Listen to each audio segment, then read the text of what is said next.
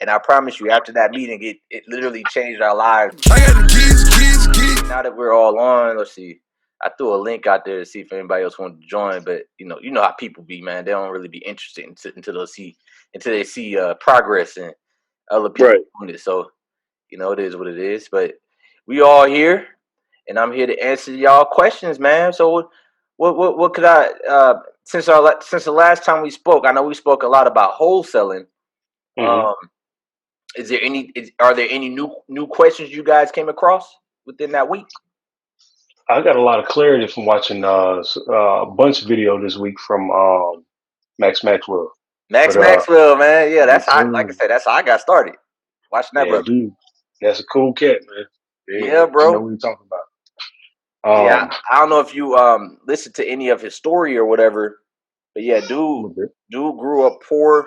Then he went to the military, came back, stayed with his mom, his parents for a little bit. Then, like maybe a year or two later, he became a multi-millionaire just by wholesaling alone. Yep, it's crazy, Crazy, crazy. That's wild. But right? he's got incredible drive though. Yeah, man, absolutely. And that's once I saw him doing it, and then we literally went to a pop up little meeting in Hoover, out of all places. Y'all know that there's a hotel across the street from the Galleria down on 150. The Hyatt, Not the High, I think it started with an E, maybe. I don't know. I forgot what it's called. the Over embassy there by joint. my is it an embassy? Yep, Yeah, yep, the Embassy Suites. Yep, Okay, yep. okay. yeah.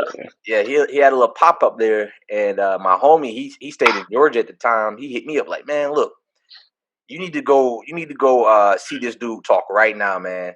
Mhm. Me and my wife went, and I promise you, after that meeting, it literally changed our lives, man. I went back home. I swear I watched YouTube for like a week straight. I had it on my TV, just sitting there watching it, like just trying to learn, soak up every single detail. And after that week, I just took everything into action, and we ended up wholesaling like 4 or 5 properties 4 or 5 months later. So, That's you know, crazy. yeah, that's definitely a good route I would take, just starting off, just to get a good basis of everything. Right. So I said my first question comes where actually what we were just talking about before Kevin jumped on um, the contracts you were saying you try to get as many or get as many properties as possible, or you were talking about the flipping in that scenario, right? Get as many properties and then Well, it works for investing in general. So regardless if uh, you're flipping or wholesaling. So for example, with us, we'll try to get as many properties under contract as possible. The ones that we want to mhm. keep, yeah, we'll work with those. But for the other ones, I'm not just going to let them go.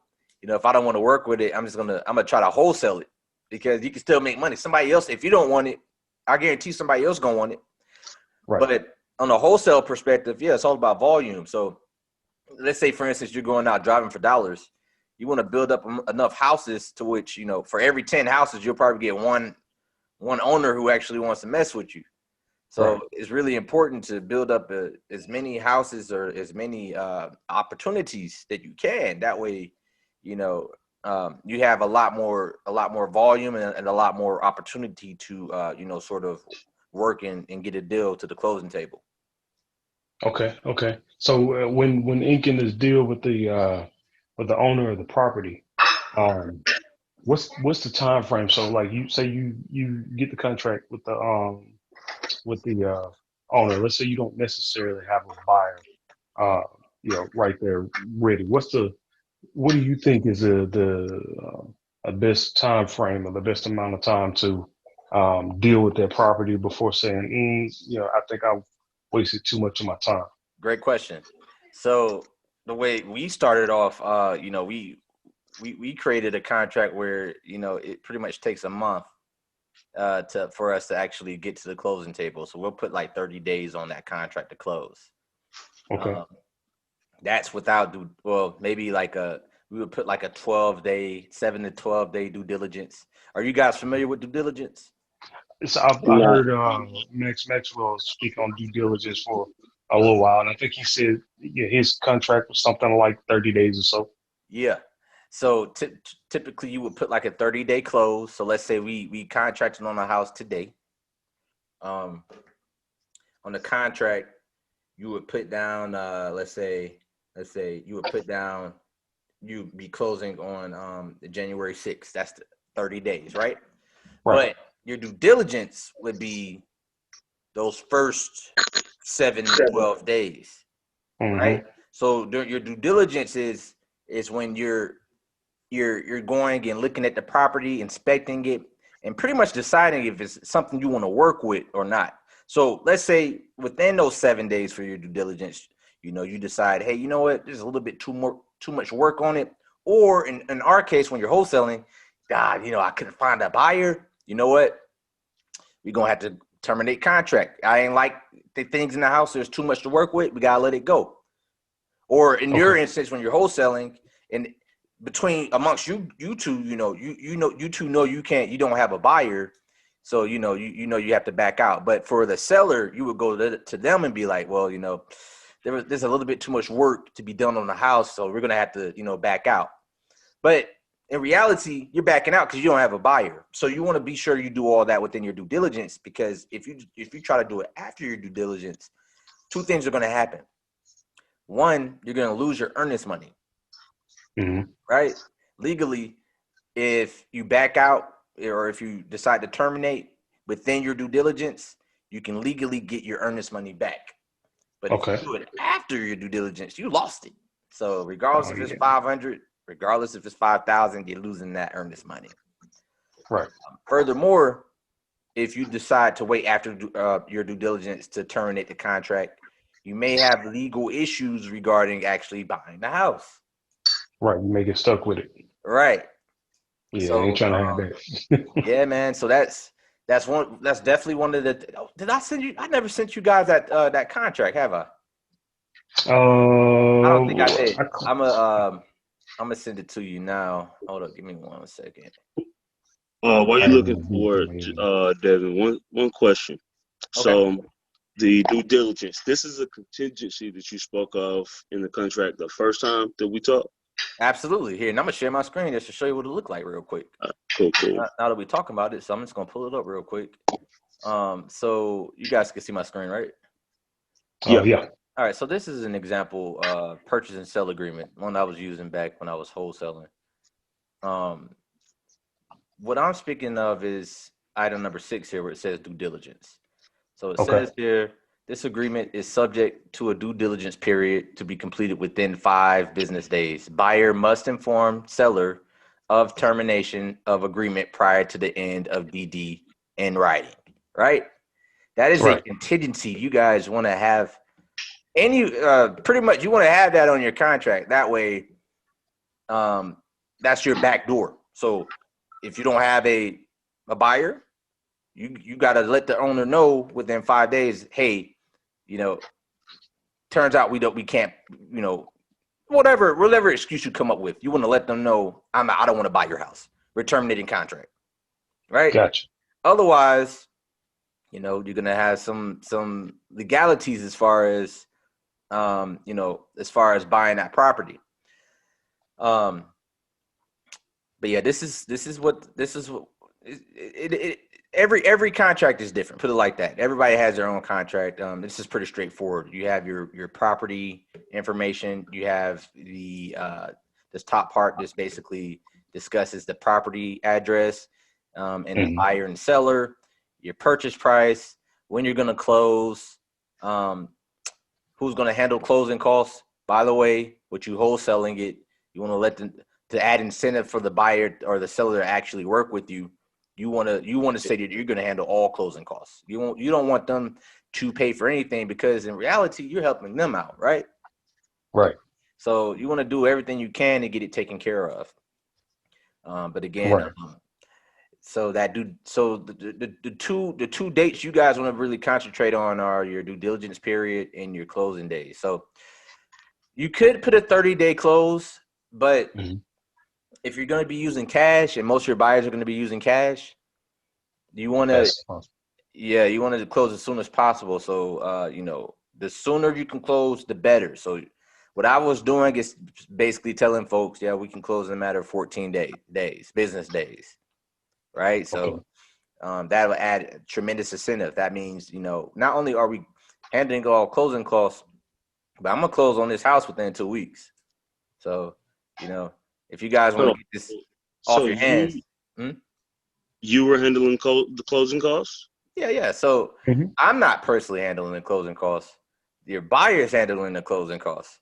And Word. that should be totally fine. If they want to buy the house, that shouldn't be an issue.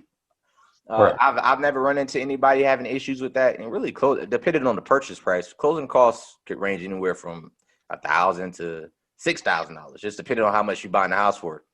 I think Right. out there in Birmingham, I mean, there's a lot of properties. I mean, I sold a house for $7,000. I mean, the closing cost was nothing but like a few $100s. So Right. that it really shouldn't be an issue. If your buyer actually is out here playing with real money, closing cost is nothing, Right. right? So that shouldn't be an issue regardless. But yeah, this is, I mean, like I said, so I'll share this contract with you guys. This is a contract that you would give to the owner of the house, right? That's the A contract. Okay. Then you Right. have what you call your B contract. It's for the buyer. Let me see. Let's look at this. All right. Yep. Here we go. Let's see. Purchaser and so on. Let's see. Man, I have so many freaking contracts. Let me see. Mhm. I gotta find the right one. Is this the right Mhm. email? Yeah, I gotta find the right ones. But yeah, so typically you have an A contract and a B contract, right? Maybe I got it. Maybe I got it somewhere in my documents here because I just want to be sure I show you guys the right one. Um, just so it can make a little bit more sense to you. But yeah, so you'll have a contract that you'll send to your the seller or the owner of the house. Then you have a contract that you'll send to your buyer. These are going to be two different contracts that you use every single time. All right, Okay. here we go. Let's see. Assignment of contract. Or there's sometimes you can have just one loan contract that has both of them. Okay. Let's see. Would you say it's advantageous to lean to either side? I'm sorry. So would you say that it's advantageous in any kind of way to lean to either side as far as you know having the contract together or presenting them separate? Yeah, you want to present them separately. That's why I am. Whenever I send these to you, I'll separate them so that you could sort of, whenever you do present them, you want to be sure you give the seller the actual A contract. So this would be your B contract right here. It's an assignment of contract. All right. Okay. So you're basically assigning your purchase and sell agreement here. All right. Right. So this is your contract here with your seller. Then you got your contract here with your buyer. It's basically saying, hey, I'm assigning a contract to you at which, this is a seller, this is the new buyer, I'm the original. You know what I'm saying? Here's the original contract date and the property address. Gotcha. This is also where you would put your term. So, that earnest money you put here, Mm-hmm. right? You'll put here the positive earnest money, the date, and how much your assignment fee is. So it could be 500 or it could be 5,000. Don't matter. It's up to you. Right. But you want to make sure the numbers make sense enough for the buyer to be like, okay, yeah, I could do that. Okay. Right? So the assignment is essentially the commission, right? Yes. So that assignment is your money. That is what you'd be making. So let's say we made an offer on this house on Cumberland Parkway. You told the seller that you're going to purchase this house for $100,000, right? Mm-hmm. So on here, you would put let's see, where is it? Where's my buyer? The deposit. So that's your earnest money dated. I thought on here I would put. Okay, so I guess you don't put the amount here, but you would put your consideration here, and at the end of the day, whenever you go to your attorney, the actual purchase price would be $105,000, right? Mm-hmm. And then whenever you get your settlement HUD statement, it'll show like a wholesale fee or whatever for $5,000, and on the property records it'll say $105,000 that was that the owner bought it for, or the buyer bought it for $105,000. That $5,000 going to your the wholesaler, you. Gotcha. Mm. Do you ever have any issues with buyers? Well, I guess since everything's contractual, there's really gonna be little to no issues as far as you receiving your money. Nah, never had any issues, man. And really, that's just something you want to be as straightforward as possible. You want to let these folks know, hey, yeah, I'm wholesale. I have a contract for sale. Anytime Gotcha. you try to hide, that you're wholesaling the house, the Mhm. buyer is going to be less inclined to work with you. That's why. So if I'm ever buying a house from a wholesaler, you know, Mhm. that's a question I ask off jump. So if I see somebody trying to sell a house on like Facebook or Craigslist, Mhm. I ask them first and foremost, are you the owner? 9 times out of 10, they'll say, I have an equitable interest in the house, which means I'm wholesaling. Awesome. Yeah, Gotcha. right. Right. Right. But yeah, you want to be as transparent as possible. Any buyer that you work with, I mean, that's just something that you guys already know with each other since I sort of recommend interviewing your buyers beforehand so that Mhm. one, their criteria, and two, they know about you and your business. So you're a real estate investor at which you're using a wholesale strategy Mhm. to Mhm. invest in your properties. So people don't care as long as if it's a great house and the numbers make sense. What you doing with it? Gotcha. So, when you say about interviewing your buyers, um, let me figure out how I want to put the question. Yeah, take your time. Should this be before you even like put anything out there like at all, or am I like, okay, let's say I put it this way. So I already start compiling a list of buyers. Okay. A lot of which came off of the Facebook groups that I joined. Right. So let's say um, let's say tomorrow I go ahead and start cold calling, Okay. and I get into a situation with the person, and they're interested in selling their home. Mhm. Am I looking to really just blast that property or that contract to this entire list that I have, Yeah, absolutely. or is it important for me to? Okay, so I the go ahead interview and blast it. process is probably really important. Yeah, I mean, Okay, I mean, okay, unless you know somebody who the property at which the property matches their criteria to the T. If you know, like, if I tell okay, you, hey man, hey Kev, I need a house that has at least 3 bedrooms, 2 bathrooms, over 1,000 square feet in a garage, and you have exactly that. Yeah, I want to be the first person you call, off real, because I already right. told you that's what I need. I'm gonna buy it from you, off real. But there's a lot of times. Well, I was just speaking on. Hmm? Go ahead. You said it's a lot of times what? No, yeah. I was gonna say a lot. There's a lot of times where you see there's a lot of people BSing, and you'll Okay, send them the property, and they'll be like, yeah, I think we're gonna wait this, that, this, that. So at that point, yeah, I mean, you go ahead and blast it. okay, You okay. think, So, as that much pertains to like that the interviewing process you were talking about, as far as like interviewing your buyers, like which do you think should be done first? I would suggest building your buyers first, only because that's the most difficult part. Getting a house under contract is Okay, extremely easy. That's the simple part.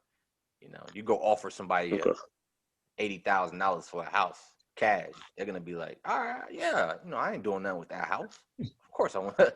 Right. Yeah, all right, let's do it.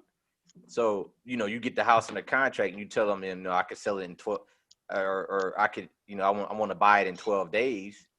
You know, and you got like a Mhm. 3 day, you got a 5 day due diligence, and you got to turn your earnest money in 3 days. You want to be sure you got a buyer that's actually going to do it, because after that 5 days is up, and you don't have a buyer, you got to let it loose if you want to get your money back, Right. right? right. Right.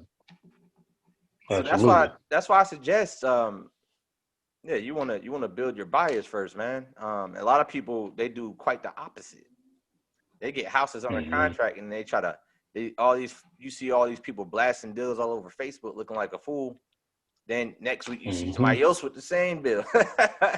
You know what I'm saying? Right. It happens too often, man. That's really what I saw back when I got started. You know, I was looking at everybody else doing the same thing, and I was like, man, there gotta be a way for me to be different. You know, I can't Right. be out here doing the same thing everybody else doing. So that's when I started, you know, interviewing buyers. I would have meetings with them. I would have conversations with them, sort of get a feel of what they like, and really I would do it on a large scale just to see where people are buying in Birmingham. And Hmm. at that point, that's where whenever I found out the specific areas people were shopping, I would go around and look for houses in that area. Okay. So Okay. as soon as I find a house in that area, I know for a fact there's dozens of people who want this house, because out of all the pool of people that I built, you know, more than half of them asked for properties in this area. So you know, me going through that process first, you know, sort of made everything a lot more easier for our business as far as selling the houses, Right. Um, building the houses goes. question for you, Deb. All right. So I I kind of like really been trying to look at a bigger picture of like how like where I think Birmingham will be in like the next 5 to 10 years. Yeah. And a lot of the areas that I'm trying to pay attention to are um like in the Inslee area of Birmingham, like areas that I pretty much can see development, like a Yeah. path of progress. Yeah. And I guess my question really just is like, was that more so your strategy, or was it just like, okay, well, where is this specific group of people that I'm interviewing buying? Yeah. So I sort of did a reverse engineer, um, which I learned from Max Maxwell. Okay, But basically, I went on this website called List Source, and I sort of I was able to build a list that pretty much showed me where um they sort of broke down all of the cash sales within the 6 month time frame. okay, So it literally showed me where people were buying houses in Birmingham. okay, okay. And when I didn't, this is about 2 years ago, Hmm. so it's probably updated. But what it showed me was basically, let's see, where's my share screen go? Here we go. So what it showed me basically was whenever I did it, I saw a high activity in these areas here. So let's see. Let me X out of this. All right, let's see. What is this? Irondale. Hmm. So I saw a lot of activity here in Woodline, right Right. by the airport. Okay. I saw like a lot of activity in Irondale. Center Point, maybe. Center Um, Point was a big one. I would word. say, oh yeah. Yes. So me and Trey Anger used to drive all the way out here, and we would drive all around these neighborhoods. There's several neighborhoods in Hmm. Center Point, There are. right? I also drove around in Tarrant. Now Tarrant, those are cheap houses. This is one of my first houses that I bought, Hmm. right? Um, Right. I'll show you exactly what that house looks like. This house is in Tarrant, Alabama. Um, I found this house. We found that house driving for dollars, Hmm. and basically, I reached out to the owner, and I gave him my spiel. This is it right here, Hmm. 841 36th Avenue North, Birmingham, Alabama. Look at this house. Hmm. This piece of shit. Somebody wanted it though. Right. No, I mean, I feel you. Yeah. somebody wanted it. So I contacted the owner, basically told him, I gave him my spiel. Let them know I could sell that. I could buy the house in 2 weeks. I bought it from him for 7,000. I posted it on Craigslist, sold it for 9,000. Never met the lady. Lady from Wow. Florida. She just she hit me up. It's like, let's do it. She signed the contract, sent over the money, just like that. Boom. And these are several others I sold in. These are in much worse condition from where I am now. But like this one was in. So this one was in Tarrant. This one right here was right around the corner. So I had like I said, Tarrant had. So I think it's because it's a high rent area. Right. But yeah, whenever I ran that list source, like I said, Tarrant, Centerpoint was a big one. Basically your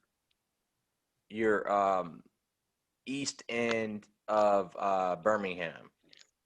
So all over here Right. was where we pretty much shopped around. Now, we did have a few over in let's see, Brighton. Hueytown was cool. And I want to say I had one, maybe one in Midfield here somewhere. But it was either there or Inslee.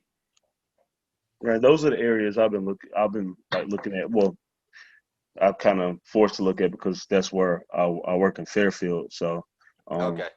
I'm back and forth in that area every single day. But I see like so many of these houses, like the condition of the ones you just showed us. Like I see so many of those houses over there, bro. Oh yeah, there's a lot out here like that, man. Like this one right here. This was also in Tarrant. This one right here was the one I had in Inslee, Border Street. Yeah, I think that's it. I know that's on the west end. This one was on the west end, and all right, these are all the houses. These are all the houses I had out here in Atlanta. Okay. But all these are the houses I wholesaled right here. All these. And you can see, I mean, it's pretty much the same. This was the nicest one out of them all. Oh, snap. What, 3,100? Oh, snap. We got 10 minutes. All right. Uh-oh. Yeah, we got 10 minutes since Zoom is I don't have that plan, the paid plan, so they limit our time. I got you. No, you good, bro. Tell you, let's see. Yeah, but no, yeah, I mean, we can answer. We can still talk. Okay. Just know in 10 minutes they're gonna shut us down here. Okay.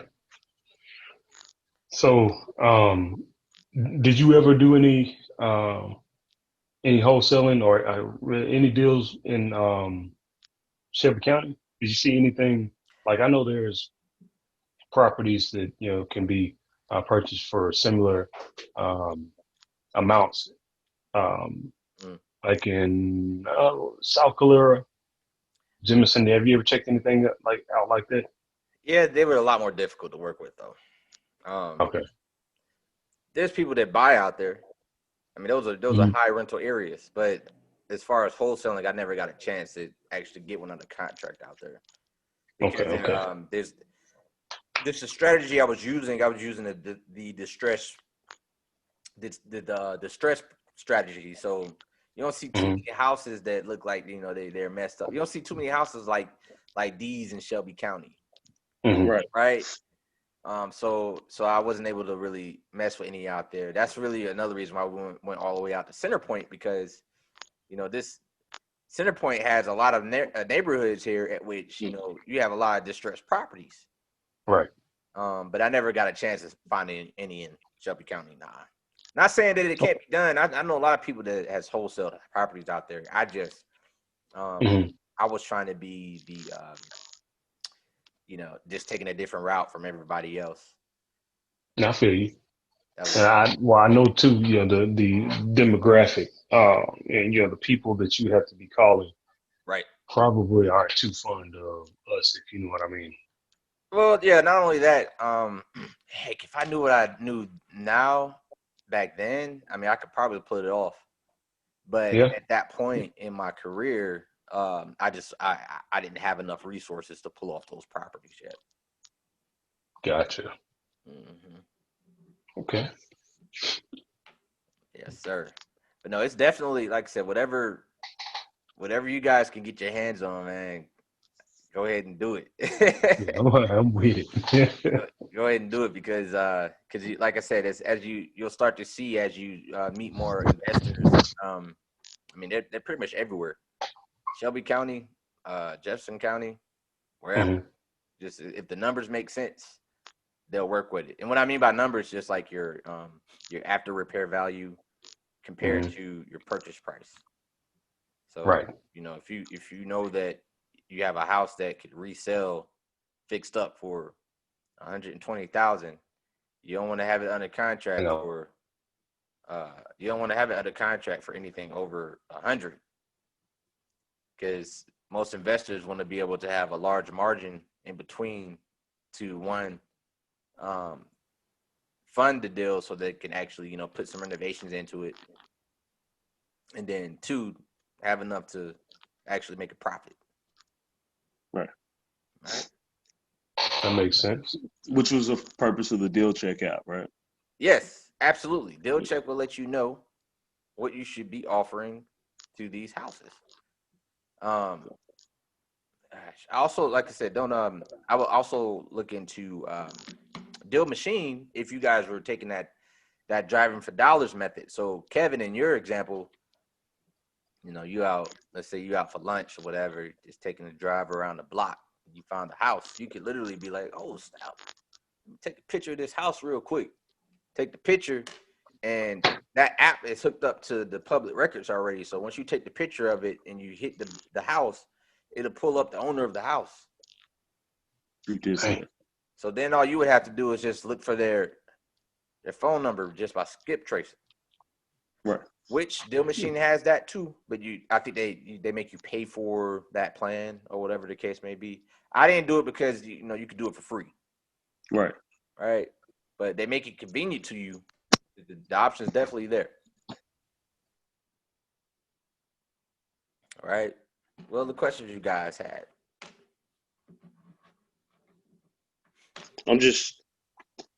I know some of the questions kind of might seem like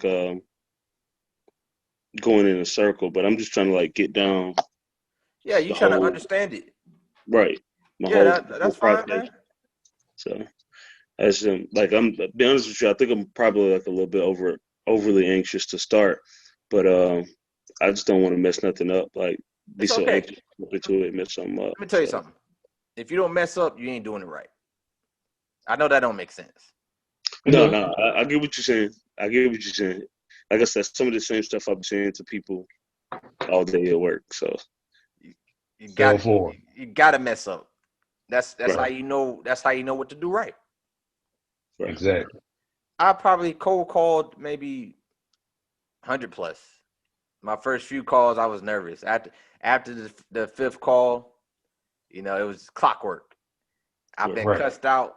I've been yelled at. I've had great conversations. Heck, some people I know till this day. That's what's up. You just never know, man. But it's all about all these are skill sets. I mean, you two already know how to talk to people. Hmm. You're two very genuine guys. As long as you stay completely transparent as far as you working with the owner and building that rapport, there's nothing that could go wrong other than them saying no or a hell no. Either or, either or you're gonna move on to the next person. You don't know these people. Right. You know what I'm saying? Is if they cuss you out, oh well, all right. I'm never gonna see you in my life, so what does it matter, right? Right.